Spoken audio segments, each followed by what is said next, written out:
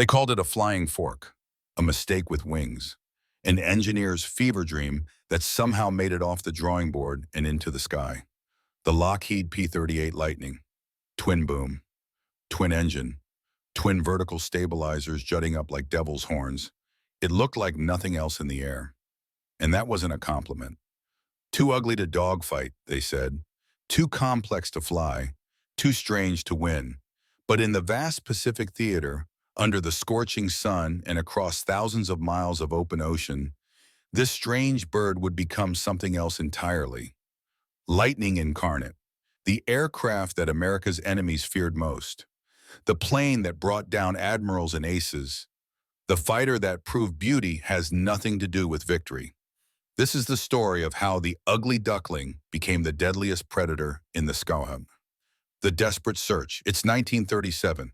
Europe is arming for war. The world watches Germany's Luftwaffe grow stronger every month. And the United States Army Air Corps has a problem. They need a high-altitude interceptor. Something fast, something powerful, something that can climb to 30,000 feet and protect American bombers from enemy fighters. The specifications are brutal. 500 miles per hour at altitude, 4 hours of endurance, armament heavy enough to shred enemy aircraft, and it has to reach 20,000 feet in 6 minutes. Most aviation experts think it's impossible, but Lockheed Aircraft Corporation thinks differently. Kelly Johnson's gamble. In a hangar in Burbank, California, a team of engineers huddles around drafting tables. Leading them is a brilliant young designer named Clarence Kelly Johnson, working under Chief Engineer Hall Hibbard. They're looking at a problem that seems unsolvable. A single engine can't produce enough power.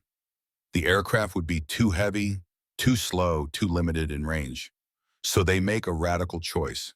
2 engines, not mounted on the wings like a bomber, not inline like traditional aircraft, but out on extended booms with the cockpit and armament mounted in a central nacelle between them. The design is revolutionary. It's also completely insane. When the first drawings circulate through military channels, the reactions are immediate and brutal. It looks like 2 planes that collided and got stuck together. You can't maneuver that thing in a dogfight. It's an abomination. Even within Lockheed, there are doubters. The twin-boom configuration has never been proven in combat. The complexity is staggering. 2 engines mean twice the maintenance, twice the fuel systems, twice the points of failure. But Johnson and Hibbard see something others don't. They see an aircraft that can fly higher, faster, and farther than anything else in the sky. They see the future, even if the future looks ugly. The prototype rises. January 27, 1939. Burbank, California. The XP-38 prototype sits on the runway, its strange silhouette casting an even stranger shadow. Twin Allison 5, 1710 engines. Counter-rotating propellers to eliminate torque. Tricycle landing gear. Another radical innovation. Test pilot Ben Kelsey climbs into the cockpit. He's not sure what to expect. No one is. The engines roar to life. That sound, deep, throaty, unmistakable. Not the single scream of a conventional fighter, but a harmonized thunder. 2 engines singing in strange mechanical harmony. Kelsey releases the brakes. The P-38 accelerates down the runway, faster than anyone expected. The nose stays level, that tricycle gear working perfectly. And then, smoothly, impossibly, the strange aircraft lifts into the California sky. It flies. More than that, it flies beautifully. Kelsey pushes the throttles forward. The P-38 responds like a dream. Speed builds rapidly. The controls are responsive, precise. At altitude, the aircraft feels stable, solid, powerful. For the first time, the engineers on the ground allow themselves to believe. Maybe this could work. Maybe ugly doesn't matter. Transcontinental tragedy. 2 weeks later, Kelsey attempts something audacious. A transcontinental speed record. Burbank to New York in under 7 hours. The flight is perfect. The P-38 screams across America at speeds no fighter has ever sustained. Mountains blur beneath. The engines perform flawlessly. Everything is going exactly according to plan, until it isn't. On final approach to Mitchell Field in New York, the engines flame out. Fuel starvation. Kelsey glides the powerless aircraft toward the runway, but he's too low, too slow. The P-38 crashes into a golf course short of the field. The prototype is destroyed. Kelsey walks away, but the program is in jeopardy. Critics pounce. See? Too complex, too unreliable, too experimental. The Army could cancel the entire project, but the flight data tells a different story. For 7 hours, the P-38 performed flawlessly. It achieved speeds that seemed impossible. It proved the concept worked. Lockheed gets approval to continue. The ugly bird gets a second chance. Growing pains. The next 2 years are brutal. New prototypes reveal problems, serious problems. The engines overheat in certain configurations. The turbochargers are temperamental. Pilots report buffeting at high speeds, something called compressibility, where the aircraft approaches the speed of sound and the controls become sluggish, unresponsive. In one test, a P-38 enters a high-speed dive and the elevator stops responding. The pilot fights the controls as the aircraft accelerates toward the ground. The buffeting so severe, it feels like the plane is tearing itself apart. He manages to pull out at the last second, limbs shaking, sweat pouring down his face. Other pilots aren't so lucky. Crashes mount, deaths mount. Each one adds weight to the critics' arguments. Abandon this project. Focus on proven designs. Stop wasting time on this monstrosity. But something keeps the program alive. The P-38's potential is undeniable. When it works, it's faster than any fighter in the American arsenal. Its range is phenomenal. Its firepower, 450 caliber machine guns and 120 millimeter cannon, all mounted in the nose, is devastating. No synchronization needed, no bullets passing through the propeller arcs, just pure concentrated firepower that converges at a single point. In theory, it's perfect. In practice, it's killing pilots, the doubters. By 1941, America is in the war. Pearl Harbor has been attacked. Young men are flooding into recruitment centers. The country needs fighters desperately. But many veteran pilots want nothing to do with the P-38. Give me a P-40, they say. Give me something I can trust. Stories circulate. The P-38 is a widowmaker. It's too heavy to dogfight. The twin engines are complicated, and if one fails, the asymmetric thrust will spin you into the ground before you can react. Fighter pilots are superstitious. They trust what they know. And the P-38 is unknown, unproven, ugly. In training squadrons, the Lightning becomes a joke. You know why it has 2 engines? So when one fails, the other one can carry you to the crash site. I'd rather bail out than fly that fork. It looks like the bastard child of a fighter and a bomber. The mockery hurts, but the engineers at Lockheed keep working. They refine the design, they fix the problems, one by one. Better intercoolers, modified turbochargers, redesigned engine nacelles. And slowly, painfully, the P-38 becomes reliable. Quiet faith. There's a moment in late 1941 in a hangar in Burbank where Hall Hibbard stands alone looking at a P-38 bathed in harsh fluorescent light. The aircraft sits silent, engines cold. The twin booms stretch out like reaching arms. The nose, bristling with guns, points toward an uncertain future. Hibbard runs his hand along the aluminum skin. He thinks about all the hours, all the failures, all the pilots who died testing this dream. He thinks about the mockery, the doubt, the endless questions, and he thinks about what this aircraft can do, what it will do if given the chance. Maybe ugly can win wars, he says quietly to the empty hangar. The P-38 doesn't answer. It just sits there, waiting for its moment. That moment is coming. Baptism by ice, August 1942, England. The first P-38s arrive in Europe for combat operations. The first fighter group, newly equipped with Lightnings, is eager to prove themselves. The pilots have trained stateside. They've learned the aircraft's quirks. They're ready to take on the Luftwaffe and show everyone what the P-38 can do. The European theater will be their proving ground. It becomes their nightmare instead. The first problem is the weather. England is cold, wet, perpetually overcast. The P-38's turbochargers, designed in sunny California, freeze at altitude. Ice builds up in the intercoolers. Engines sputter and die. Pilots find themselves limping home on one engine, or worse, ditching in the English Channel. Then there's the compressibility problem. It's worse than anyone imagined. At high altitude, where the thin air offers less resistance, the P-38 can accelerate into a death trap. Above 400 miles per hour in a dive, the controls lock up. The elevator becomes useless. Pilots pull back on the yoke with all their strength and nothing happens. The aircraft just keeps accelerating, diving toward the earth in a runaway plunge. Some pilots discover that deploying flaps can help. Others learn to throttle back before the dive becomes terminal. But these are lessons written in blood. Not all pilots survive to learn them. First blood, bitter lessons. The P-38's first combat missions over Europe are disasters. In one engagement, a squadron of Lightnings encounters Focke-Wulf 190s over the French coast. The German fighters are nimble, aggressive, deadly. Their pilots are veterans with dozens of kills. The P-38 pilots try to dogfight them. It's a massacre. The Lightning is fast in a straight line. It climbs like a homesick angel, but in a tight-turning fight, the P-38's weight becomes an anchor. The German fighters turn inside them effortlessly. Machine gun fire tears through aluminum. One P-38 explodes. Another spins toward the ground, trailing smoke. The survivors limp home, shaken and demoralized. The Luftwaffe pilots are delighted. Finally, an American fighter they can beat. They start calling the P-38 Der Gabelschwanz-Teufel, the fork-tailed devil, but the name is more mockery than respect.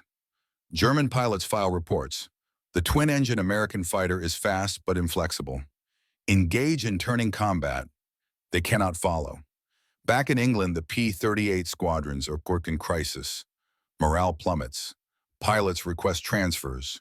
Some refuse to fly combat missions. "I didn't sign up to die in this death trap," one pilot says. Mechanics work around the clock trying to fix the cold weather problems, but it's like fighting the weather itself. For every improvement, a new problem emerges. The P-38 is failing its first real test. Pacific possibility, but 3,000 miles away, a different story is beginning. The Pacific theater is nothing like Europe. Vast distances, endless ocean, island chains scattered across thousands of miles, tropical heat instead of freezing cold. And the mission requirements are completely different. In the Pacific, range matters more than maneuverability. Bombers need escorts that can fly for hours over open water. Patrol aircraft need endurance. Interceptors need to cover enormous distances. The P-38 has range. With drop tanks, a Lightning can fly over 1,500 miles. That's California to Texas. That's enough to escort bombers deep into Japanese-held territory and bring them home again. In the tropical heat, the engines don't freeze. The turbochargers work perfectly. The aircraft performs exactly as designed. The first P-38 units arrive in the Southwest Pacific in late 1942. The 49th Fighter Group, the 475th Fighter Group. Pilots who've heard all the horror stories from Europe but are willing to give the Lightning a chance. They fly their first patrol missions with a mix of skepticism and hope, and they discover something extraordinary. The P-38 is perfect for the Pacific. The Lightning strikes. The first major success comes in early 1943. A squadron of P-38s intercepts a formation of Japanese bombers heading toward an Allied air base in New Guinea. The Lightnings climb rapidly to altitude. The Japanese pilots see them coming.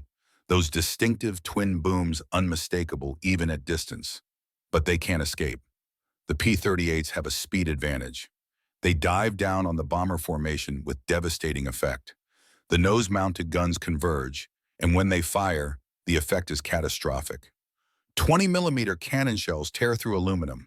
Bombers break apart. Fires erupt. The Japanese escort fighters try to intervene, but the P-38 pilots don't dogfight. They use speed and altitude, slash attacks, dive, fire, climb away, reset. It's a new kind of aerial combat perfectly suited to the P-38's strengths. The mission is a complete success. Multiple enemy aircraft destroyed, all P-38s return home. Word spreads quickly through the Pacific squadrons. Maybe this strange aircraft can work after all, learning the Lightning. The pilots who succeed in the P-38 learn to fly it differently. It's not a dogfighter like the P-51 or Spitfire. It won't turn with the Zero, but it doesn't need to. The P-38 pilot learns to manage energy.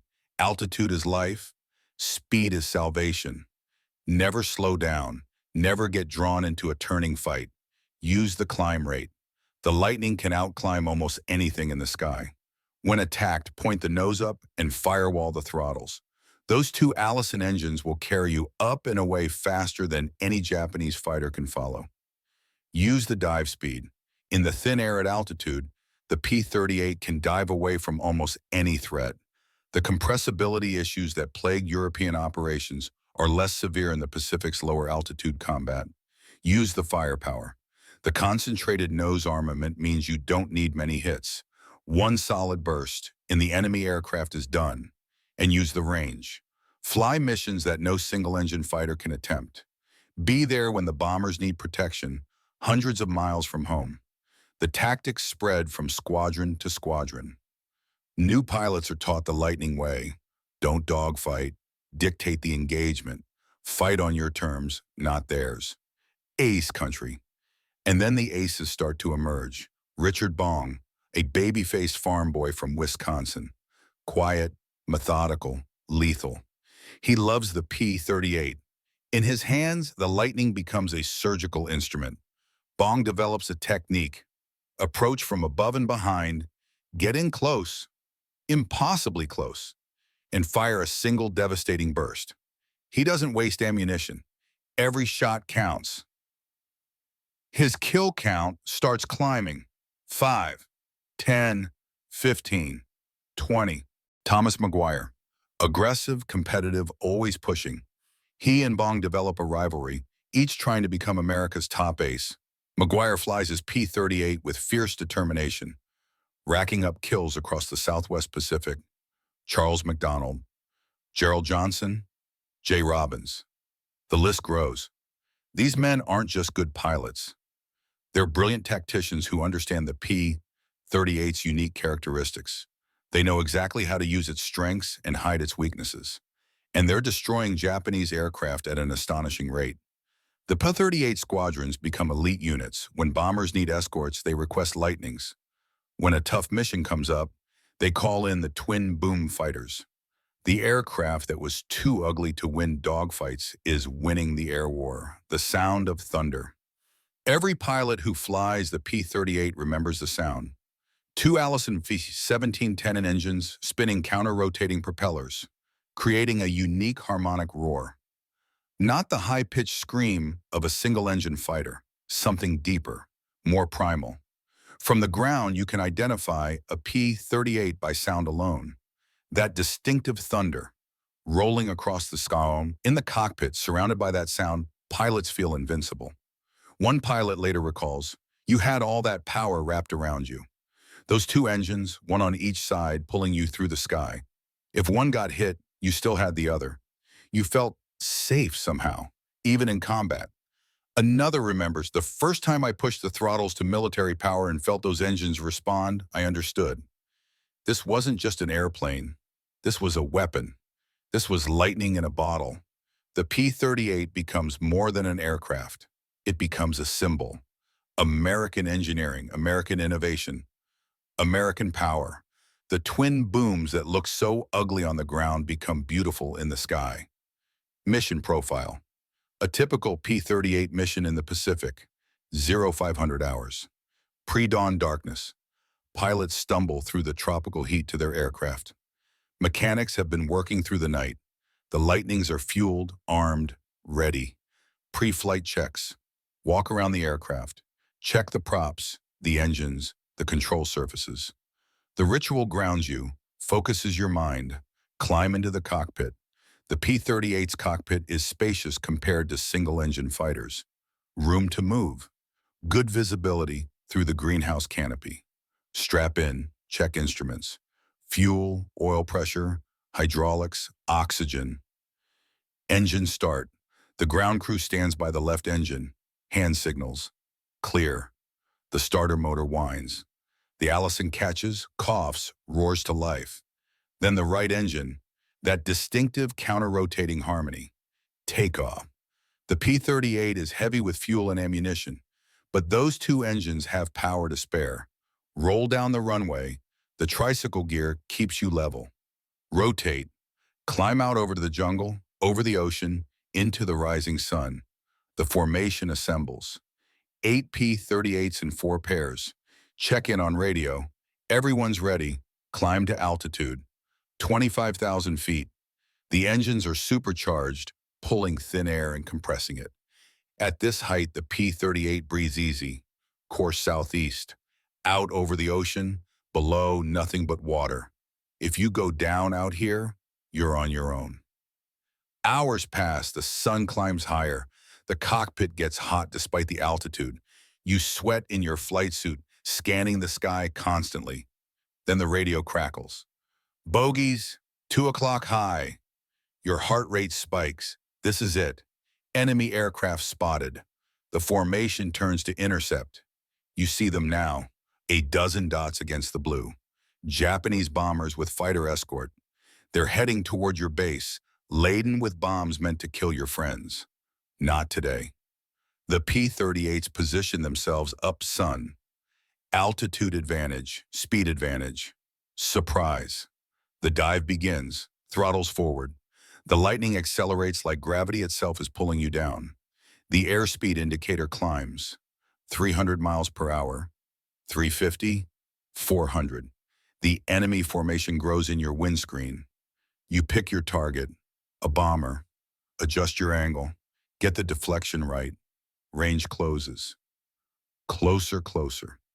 Every instinct screams to fire, but you wait. Get close, make it count. 500 yards, 400, 300. Now. Your thumb presses the gun button. The nose erupts. 4 machine guns and 1 cannon. They're all firing together. The sound is deafening even through your helmet. The aircraft shudders from the recoil. Tracers reach out and touch the enemy bomber. Sparkles of light as bullets hit metal. The bomber staggers in the air, smoke streaming. You roar past, so close you can see the tail gunner's face frozen in terror. Pull up, climb away, check your 6, clear. Look back. The bomber is going down. Spinning, trailing flame. Your first kill. The battle lasts minutes but feels like hours. The sky fills with smoke and falling aircraft. The Japanese fighters try to engage, but the P-38s use their speed and power. Slash attacks. Hit and run. When it's over, the enemy formation is scattered. Multiple bombers down, fighters fleeing, the P-38s form up again. Check everyone in. 1 aircraft has battle damage but is flying. Everyone else is clean. Turn for home. The long flight back, adrenaline fading, leaving you exhausted and shaking. But alive. Victorious. Land in the tropical afternoon. Roll up to the hard stand. Shut down the engines. That beautiful roar fading to silence. Climb out. Your knees are weak. Your flight suit is soaked with sweat. The ground crew swarms over your aircraft, counting the bullet holes, checking for damage. They find your guns are almost empty. All that ammunition spent, but you're home and the enemy bombers never reach their target. This is what the P-38 was built for. And in the Pacific, it's doing it perfectly. The tide turns. By mid-1943, the Pacific Air War has shifted. Japanese pilots who once dominated the sky are now looking over their shoulders. The sound of twin Allison engines makes them nervous. American bomber crews breathe easier when they see P-38s on their wings. The Lightning can escort them farther than any other fighter, and when Japanese interceptors attack, the P-38s are there to meet them. Island by island, the Allies push forward, and the P-38s lead the way. Guadalcanal, New Guinea, Rabaul, the Philippines. The Lightning is everywhere, everywhere. Back in the United States, the mockery has stopped. Newspapers print stories about P-38 aces. Magazine covers show the distinctive twin-boom silhouette. Hollywood makes movies featuring the Lightning. The ugly duckling has become a star. In Europe, things are different. The P-38 struggles there throughout 1943 and into 1944. The cold weather problems persist. The Luftwaffe's tactics exploit the Lightning's weaknesses. Eventually, most European P-38 squadrons will transition to P-51 Mustangs. But in the Pacific, the P-38 reigns supreme. This is its domain, its element. The vast ocean distances, the tropical heat, the long-range missions. In the Pacific, the Lightning has finally struck, and the storm is just beginning. Operation Vengeance, April 18, 1943. In a Quonset hut on Guadalcanal, 16 P-38 pilots attend a briefing unlike any they have heard before. The mission is classified at the highest level. The target? Admiral Isoroku Yamamoto, commander of the Japanese Combined Fleet, the architect of Pearl Harbor, Japan's most brilliant naval strategist. American codebreakers have intercepted his travel itinerary. Tomorrow morning, Yamamoto will fly from Erbil to Belalai Island in the Solomon Chain. The route is known. The timing is precise. The aircraft type is identified. This is an opportunity that will never come again. The mission is nearly impossible. The target is 435 miles away over enemy-held ocean. The P-38s will have to fly at wave-top height to avoid radar detection. They'll have to time the intercept perfectly, and they'll have to do it at the absolute limit of the Lightning's range. If they miss Yamamoto, they won't have enough fuel to search. If they encounter unexpected resistance, they might not make it home. 18 P-38s will fly. 16 pilots, because 2 are backups in case of mechanical failure. The mission commander is Major John Mitchell, the killer flight. Captain Thomas Lanphier, Lieutenant Rex Barber, Lieutenant Jim McClanahan, and Lieutenant Joe Moore. Mitchell plots every detail. Headings, airspeeds, fuel management. Every mile matters. Every minute counts. The pilots study the plan in silence. They understand what this means. If they succeed, they'll change the course of the war.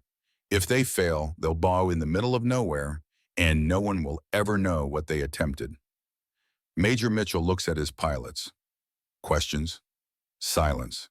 All right then, get some sleep. We launch at dawn. That night, none of them sleep well. The long hunt, April 18th, 1943. 07:25 hours. 18 P-38. Lightnings thunder down the runway at Henderson Field. Each aircraft carries 2 drop tanks, maxing out their fuel capacity. Each pilot knows this is a one-way trip if anything goes wrong. They form up over the ocean and head northwest. Mitchell leads them down to 50 feet above the water, below radar coverage, below visual range from Japanese observers. For 2 hours, they fly in complete radio silence. The ocean blurs beneath them. The sun climbs higher. Fuel gauges tick downward. Navigation is critical. Out here, there are no landmarks, just water and sky.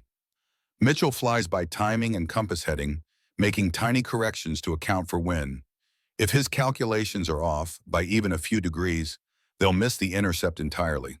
The pilots maintain tight formation, watching their fuel, scanning for enemies, fighting the fatigue that comes from intense concentration. One P-38 develops mechanical trouble. The pilot waves off and turns back.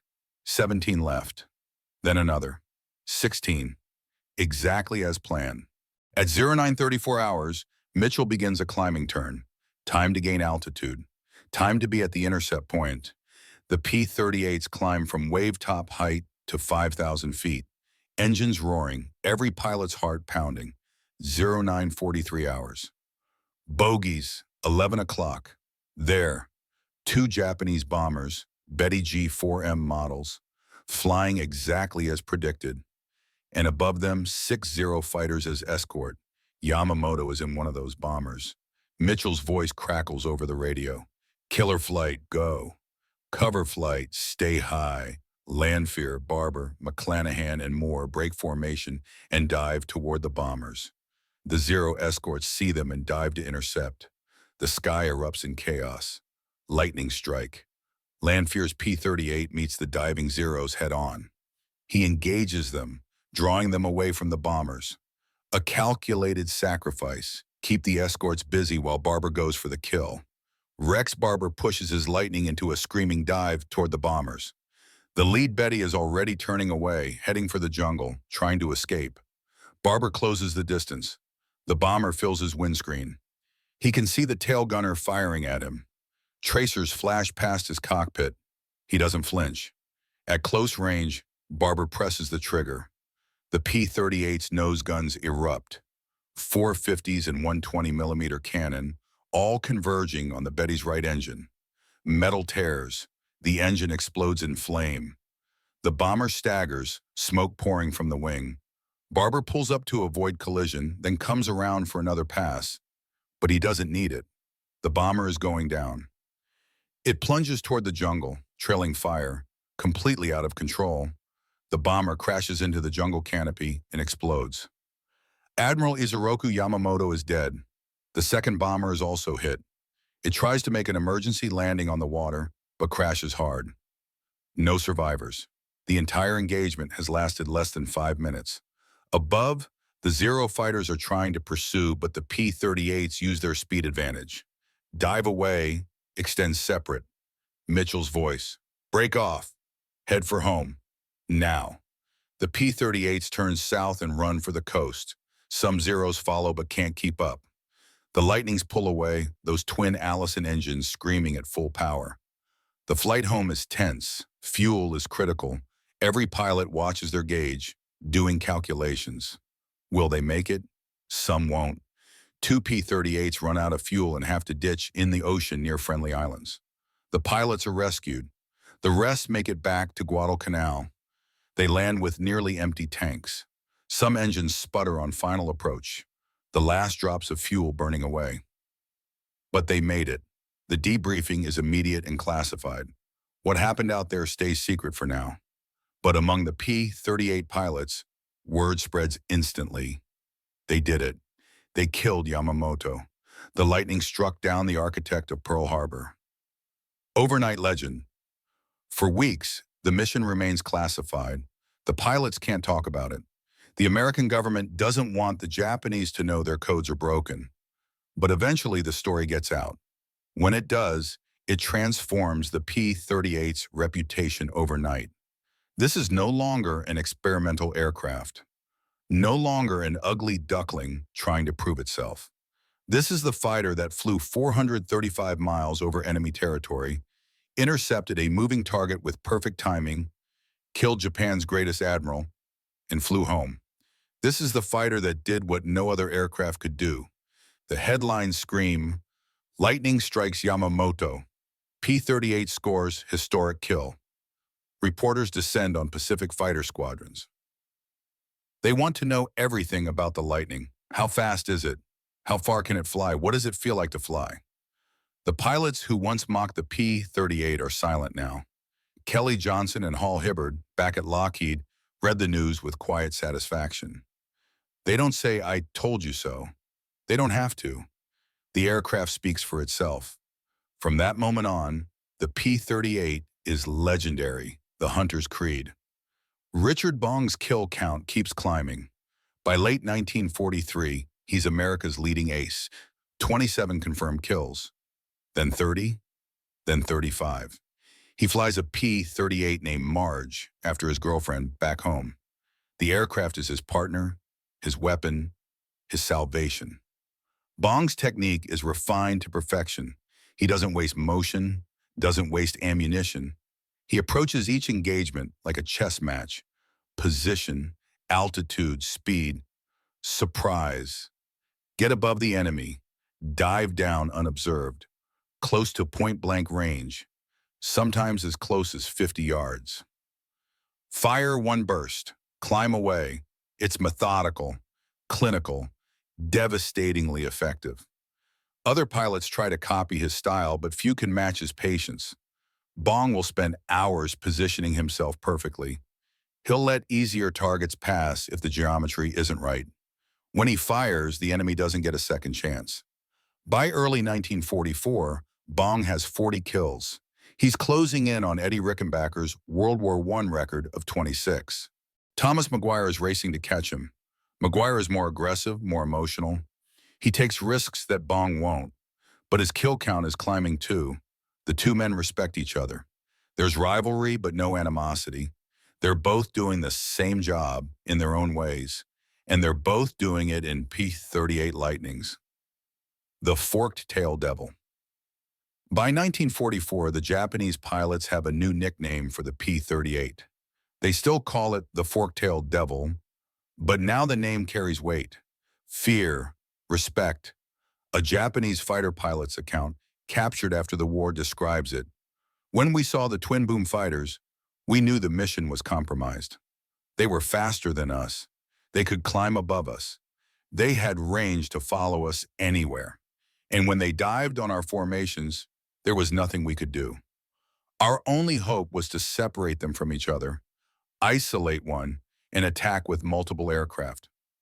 But the American pilots learned quickly. They stayed in pairs, covered each other.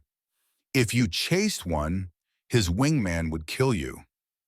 The fork-tailed aircraft became our nightmare. Another Japanese pilot recalls the sound. You could hear them coming from miles away, that deep engine roar. Two engines where one should be. It sounded like thunder, like a storm approaching. When we heard that sound, we knew death was coming. The psychological impact is enormous. Japanese pilots start breaking off attacks when they see P-38s. Bomber formations turn back rather than face Lightning escorts. The aircraft that was too ugly to dogfight has become the most feared fighter in the Pacific. Symphony of destruction. The P-38's firepower is legendary. 4 Browning M2 50 caliber machine guns, 1 Hispano M2 20mm cannon, all mounted in the nose, all firing forward, all converging at a single point.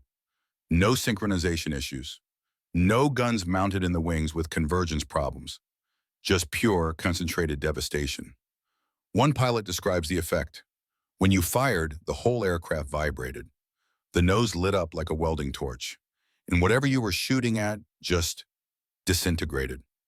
The 20mm shells would tear through aircraft like tissue paper. The 50s would saw through control surfaces, fuel tanks, engines. One good burst, 2 seconds of firing, and the enemy aircraft was done. The ammunition capacity is substantial. Each 50 caliber has 500 rounds. The cannon has 150 rounds, enough for multiple engagements before returning to base. And the psychological effect on enemy pilots is devastating. They know if a P-38 gets on their tail and fires, survival is unlikely. The Lightning doesn't wound aircraft. It destroys them. Trust in aluminum. As 1944 progresses, the bond between P-38 pilots and their aircraft deepens into something almost spiritual. They trust the Lightning in ways they'd never trust a single-engine fighter. One engine gets hit, the other keeps running. You can limp home on one engine. Pilots have done it dozens of times. That redundancy saves lives.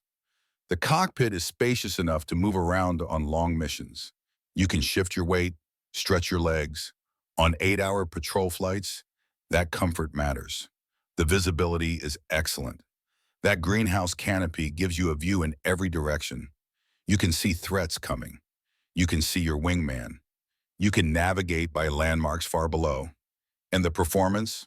When you need it, the Lightning delivers. One pilot's account captures it perfectly. I was jumped by 3 Zeros over Waiwak. They came out of the sun, got the drop on me. I should have died right there. But I firewalled the throttles and pointed the nose up. That P-38 climbed like it had rockets attached. The Zeros couldn't follow. They tried, stalled out, fell away. I kept climbing, kept that power on, until I was 2,000 feet above them. Then I came back down and turned the tables. Killed one, damaged another. The third one ran. The Lightning saved my life that day. It saved my life a dozen times. Another pilot remembers, you'd see guys who flew P-40 or P-47, and they'd be nervous before every mission, checking their parachutes 3 times, looking pale. But P-38 guys, we were confident, not cocky, but confident. We knew our aircraft could handle whatever came up. That peace of mind made us better pilots. made us more effective in combat. The trust goes both ways. Pilots take care of their Lightnings. They learn every sound, every vibration, every quirk. They work with the mechanics to keep their aircraft in perfect condition.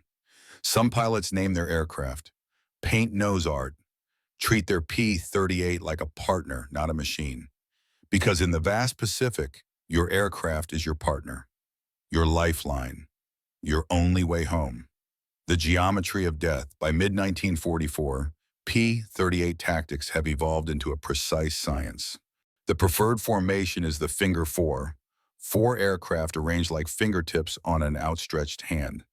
Mutual support, overlapping fields of fire, no blind spots. When engaging enemy fighters, the Lightning pilots use boom and zoom tactics exclusively. Never turn with the enemy, never slow down. The attack sequence, position above the enemy, altitude is everything. Choose your target, communicate with your wingman, coordinate, build speed, use gravity and engine power together. Close to effective range. Don't waste ammunition on long-distance shots. Fire. One controlled burst. 2 seconds maximum. Extend. Keep diving. Keep the speed up. Separate from the enemy. Climb back to altitude. Reset. Repeat. It's not romantic. It's not chivalrous. It's efficient. And it works. Japanese pilots, trained in traditional dogfighting techniques, can adapt. They try to turn with the P-38s, but the Lightnings won't turn. They try to chase, but can't catch them. They try to climb, but the P-38s outclimb them. It's not a fair fight. War isn't fair. The P-38 pilots learn one cardinal rule. The moment you get into a turning fight with a zero, you've already lost. Never forget what your aircraft does best. Speed, climb, power, range, firepower. Everything else is secondary. 40 and beyond, December 17th, 1944. Richard Bong scores his 40th kill. He's now the highest scoring American ace in history, surpassing Eddie Rickenbacker's record. The news spreads across the Pacific, across America. Bong is a national hero. General George Kenney, commanding general of the Far East Air Forces, personally decorates Bong with the Medal of Honor. But Kenney has another message. Dick, you're going home. You've done enough. We can't risk losing you out here. Bong protests. He wants to keep flying. There's a war to win, but orders are orders. In January 1945, Bong returns to the United States. 40 kills, all in a P-38 Lightning. Thomas McGuire keeps flying. He's at 38 kills, chasing Bong's record. Just 2 more. On January 7th, 1945, over Negros Island in the Philippines, McGuire's flight encounters Japanese fighters. McGuire breaks his own rules. He gets into a turning fight at low altitude, trying to protect a damaged wingman. A Japanese Ki-43 Oscar gets on his tail. McGuire tries to maneuver. The P-38 stalls and spins into the ground. Thomas McGuire dies instantly, 2 kills short of tying Bong's record. The news devastates the P-38 community. McGuire was one of the best, aggressive, skilled, seemingly invincible, but he forgot the fundamental rule: never fight the enemy's fight. Dictate your own terms. The P-38 can do amazing things, but it can't violate the laws of physics. It can't turn with a lighter aircraft at low altitude and low speed. McGuire's death becomes a teaching moment, a reminder, a warning. Respect the aircraft's limitations. Use its strengths. Survive to fight another day. The Island Campaign. As 1945 unfolds, the Pacific War enters its final phase. The Allies are island hopping toward Japan. Every step forward, the P-38s lead the way. Iwo Jima, Okinawa, the Philippines, Formosa. Long-range bomber strikes into the Japanese homeland need fighter escorts. The P-51 Mustang is arriving in the Pacific now, with even longer range. But the P-38 remains crucial. 2 engines, redundancy, reliability. Over 1,000 miles of open ocean, pilots still prefer the Lightning. The missions are exhausting, 8 hours in the cockpit, constant vigilance, minimal radio chatter to preserve battery and avoid detection. You fly in formation for hours. The sun beats down. Your oxygen mask chafes. Your back aches. Your bladder screams. But you can't let your guard down. Not for a second. Japanese fighters can appear at any moment. Kamikaze aircraft are everywhere, desperate and deadly. The P-38 pilots maintain their discipline, formation integrity, mutual support, fight smart, not hard. By this point in the war, most of the veteran Japanese pilots are dead. The replacements are inexperienced, poorly trained, flying worn-out aircraft. But they're still dangerous, especially the kamikazes, who don't need skill, just determination. The P-38s shoot down dozens of kamikazes before they can reach the fleet, saving ships, saving sailors' lives. Every day, the Lightnings prove their worth. The evolution continues. Throughout 1944 and 1945, the P-38 continues to evolve. The P-38J model introduces improved turbochargers and intercoolers, better heating for the cockpit, dive flaps to help control compressibility.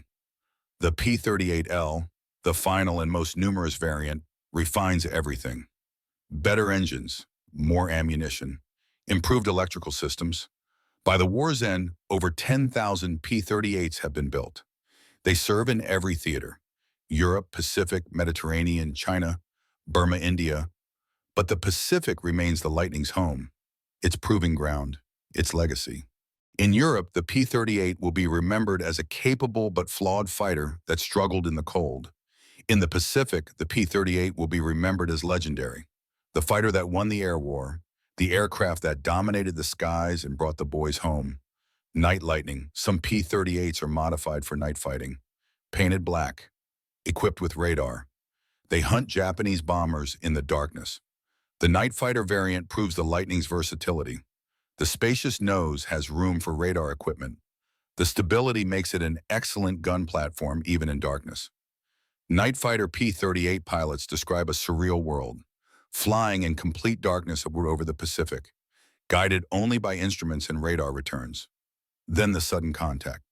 A blip on the radar screen. The chase begins. Close the distance. Identify the target visually if possible. Lock on. Fire. The tracer rounds light up the night like a fireworks display. The enemy bomber erupts in flame, a brief torch falling toward the ocean below. Then darkness again. Reset. Continue patrol.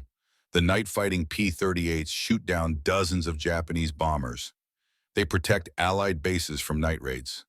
They prove that the Lightning can adapt to any mission. The final tally. When the war ends in August 1945, the P-38's record speaks for itself. In the Pacific theater, P-38 pilots have claimed over 1,800 Japanese aircraft destroyed, more than any other American fighter type in the theater. The top American ace, Richard Bong, 40 kills. The second highest American ace, Thomas McGuire, 38 kills. Both flew P-38 Lightnings exclusively. Of the top 10 American aces in the Pacific, most flew P-38s. The Lightning flew more long-range escort missions than any other fighter, protected more bombers, covered more amphibious landings, and it brought more pilots home. That twin-engine redundancy saved countless lives. In Europe, the record is more mixed. The P-38 struggled there, and most units eventually transitioned to other aircraft. But even in Europe, P-38 served with distinction in the Mediterranean theater. In North Africa, over Italy, the Lightning flew reconnaissance missions, photo-mapping Europe for the D-Day invasion. It flew ground attack missions, destroying enemy infrastructure. It adapted and served in roles beyond pure air combat. But the Pacific, that's where the legend was forged, the human cost. It's important to remember the P-38's success came at a price. Hundreds of Lightning pilots died in combat, engine failures, accidents, enemy fire, getting lost over vast ocean distances and running out of fuel. The early years were especially brutal. The aircraft's problems killed pilots before the enemy ever got a chance. Every improvement, every refinement, every fix, they were paid for in blood. The pilots who flew the P-38 were young men, most in their early 20s, some barely out of their teens. They climbed into complex, powerful aircraft and flew them into combat against experienced enemies. Many never came home. Their sacrifice made the victories possible. Their courage proved the P-38's worth. The Lightning didn't win the war alone. No single weapon system does, but it played a crucial role, and the men who flew it deserve to be remembered. Beauty and function. By the war's end, something remarkable has happened. The P-38, once mocked as ugly, is now considered beautiful. Pilots describe the Lightning with reverence. The twin booms, the distinctive silhouette, the way it looks sitting on a runway, nose pointed skyward, ready for action. It's like a piece of sculpture, one pilot says. Every line serves a purpose. Every curve is functional. That's not ugly. That's elegant. Another pilot, when you see a P-38 in flight, especially from below with the sun behind it, it's magnificent. Those twin booms spreading out like wings, the central nacelle sleek and purposeful. It looks fast, just sitting still. The perception has completely reversed. What seemed bizarre and ungainly on the drawing board now seems inevitable. Perfect. Exactly right. The P-38 proved that beauty and function are the same thing, that the best designs are those that work, regardless of how they look. The twin boom configuration wasn't a flaw. It was genius. The complex systems weren't a weakness. They were sophistication. The unusual appearance wasn't ugly. It was distinctive, iconic. By 1945, the P-38 Lightning is one of the most recognizable aircraft in the world. Its silhouette is instantly identifiable. Children can draw it from memory. It has transcended being merely an aircraft. It's become a symbol. American ingenuity, American determination, American power. The ugly duckling has become the swan. The silence after thunder, August 1945. The war ends. Across the Pacific, engines fall silent. Guns cool. The mission boards go blank. For years, the sky has been filled with the sound of twin Allison engines. That distinctive roar has been the soundtrack of the Pacific War. Now silence. The P-38 squadrons stand down. Pilots return home. The aircraft that carried them through hell are parked in neat rows, waiting for a future that will never come. Because the world has moved on. Jets are coming. The P-80 Shooting Star has already flown. Within a few years, propeller-driven fighters will be obsolete. The P-38, cutting edge in 1939, is already history in 1945. Most of the Lightnings are scrapped, melted down, turned into new aircraft, new cars, new appliances. A few are kept for museums. Most simply disappear. The men who flew them go home to ordinary lives. They don't talk much about the war. They marry, have children, start businesses, build careers, but they remember. They remember the feeling of twin engines wrapped around them, the view from the greenhouse canopy, the moment of diving on an enemy formation, the relief of seeing friendly coastline after a long mission over water. They remember their aircraft, their partner, their Lightning. Veterans' voices. Decades later, P-38 veterans are asked to describe what the aircraft meant to them. One pilot, now in his 70s, thinks for a long moment before answering, "She looks strange." No getting around that. The first time I saw a P-38, I thought somebody had made a mistake. But the first time I flew one, I understood. That aircraft was smarter than we were. The designers knew exactly what they were doing. Every odd feature had a purpose. It just took us a while to figure it out. Another veteran BIM at a reunion. The P-38 brought me home. More than once, I had an engine shot out over Rabaul, just gone, completely dead.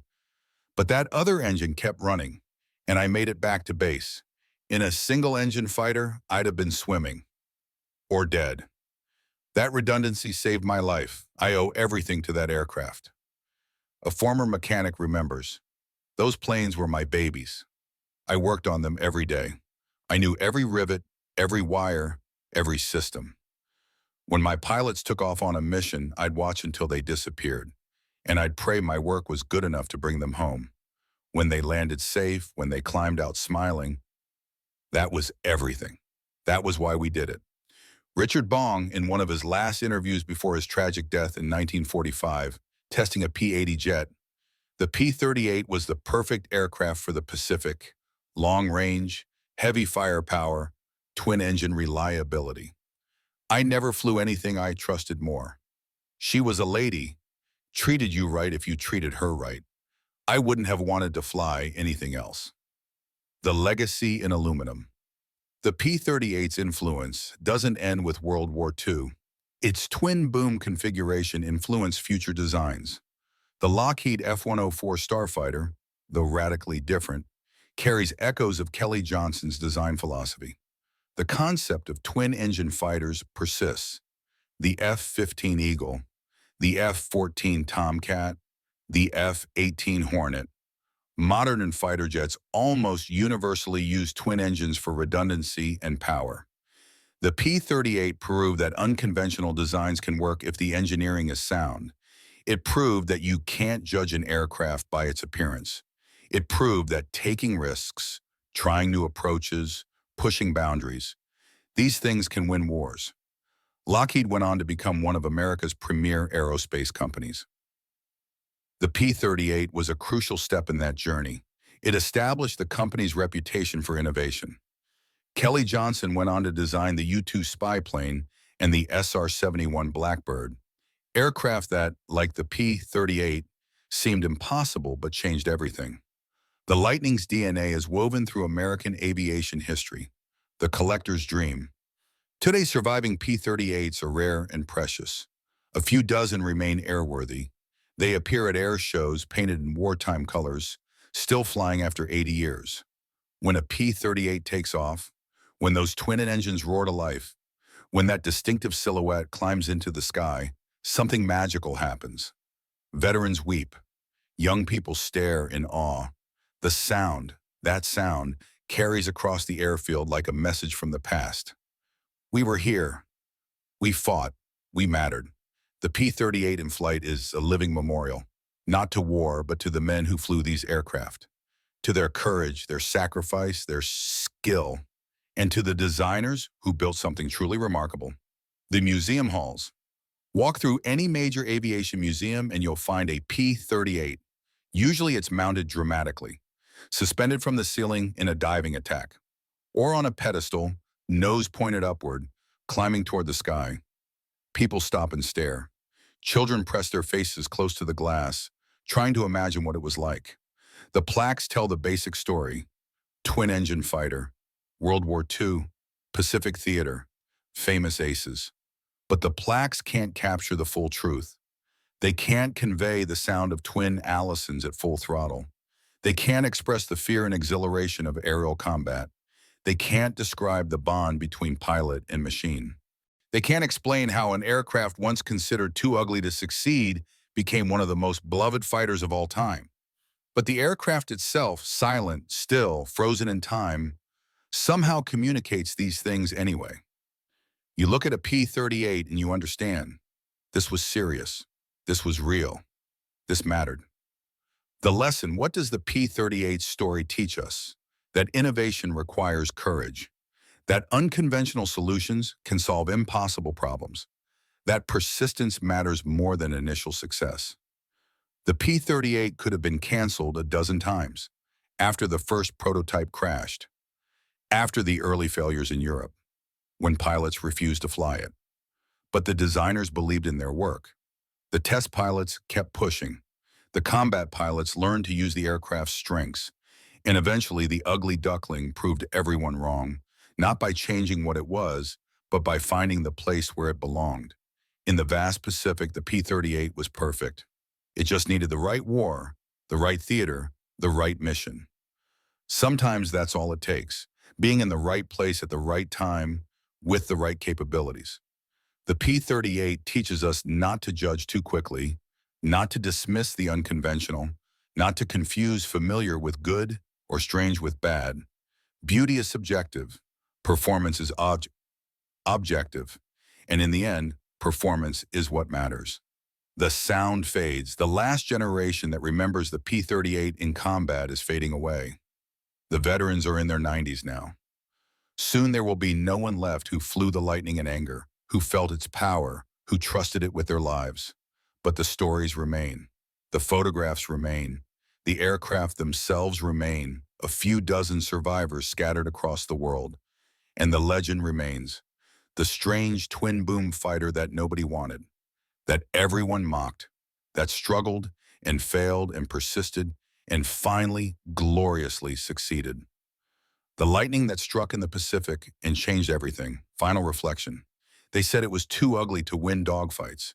They said the design was too radical, too complex, too strange. They said it would never work. But in the end, the P-38 Lightning did exactly what it was designed to do. It flew higher, faster, and farther than its enemies could follow. It protected American bombers across vast ocean distances. It dominated the skies over the Pacific. It brought down aces and admirals.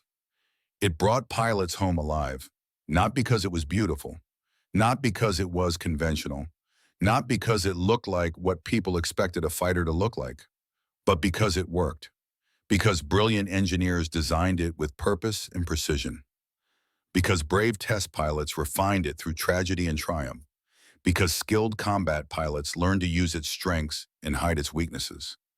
Because in the end, wars aren't won by pretty machines. They're won by effective ones. The P-38 Lightning was effective. Devastatingly, historically, legendarily effective. And somewhere in that effectiveness, it became beautiful. Not despite its twin booms, but because of them. Not despite its strange configuration, but because of it. Not despite being different, but because being different made it perfect for its mission. The last word.